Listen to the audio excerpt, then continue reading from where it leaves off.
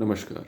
नरेंद्र मोदी के 11 साल के कार्यकाल में एक बात जो बार बार उठ के आती है वह यह है कि इसमें प्रश्न पूछने पर थोड़ी पाबंदी जैसी दिखती है और जो भी व्यक्ति प्रश्न पूछता है उसको ये माना जाता है कि वह आदमी बहुत शिकायत करता है। आइए इस पर एक संक्षिप्त सी चर्चा करते हैं। किसी भी समाज में अगर आप हल की ओर बढ़ना चाहते हैं तो उसका जो सबसे पहला जो उसका चरण है वह है उसके बारे में सोचना। दूसरा चरण है उसके बारे में प्रश्न बनाना और तीसरा चरण है उन प्रश्नों के उत्तर ढूंढना।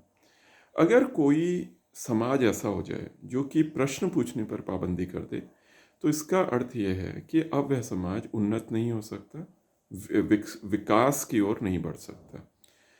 आपको प्रश्न पूछने पड़ेंगे। अगर आप प्रश्न नहीं पूछते तो इसका अर्थ यह है कि आपको जो भी आपकी सरकार या आपका समाज के शीर्ष पे बैठे लोग जो भी आपको चीज़ें बता रहे हैं आप उनको फेस वैल्यू पर एक्सेप्ट कर लेंगे।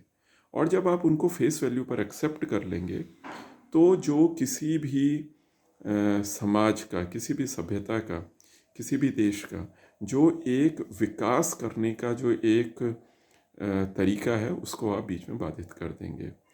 और यहाँ एक और बात उठती है, जैसे कई बार ये बोलते हैं कि अगर आपको प्रश्न पूछने की बजाय आपको यहाँ पर हल देना चाहिए। तो देखिए, हल तो तभी आएगा ना जब पहले यहाँ पर प्रश्न बनेगा। अगर प्रश्न ही नहीं बनेगा तो हल कहाँ से आएगा।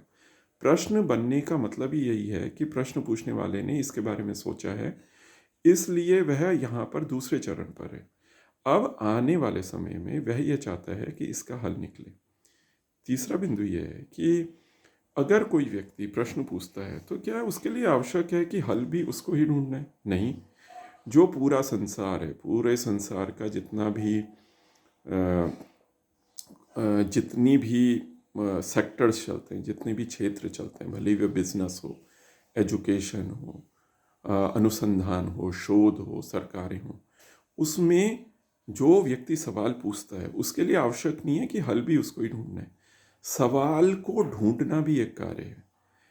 कई बार ऐसा होता है, बहुत कुशाग्र लोग बहुत अच्छे सवाल ढूंढते हैं, उनके बारे में जब खुले मन से सोचा जाता है तब वहाँ पर पूरे समाज के लिए, देश के लिए हल निकलने की ओर आप आगे बढ़ते हैं और उसका हल निकलता है। कभी इस विषय पर, सवालों पर, इस विषय पर सोचिएगा। धन्यवाद।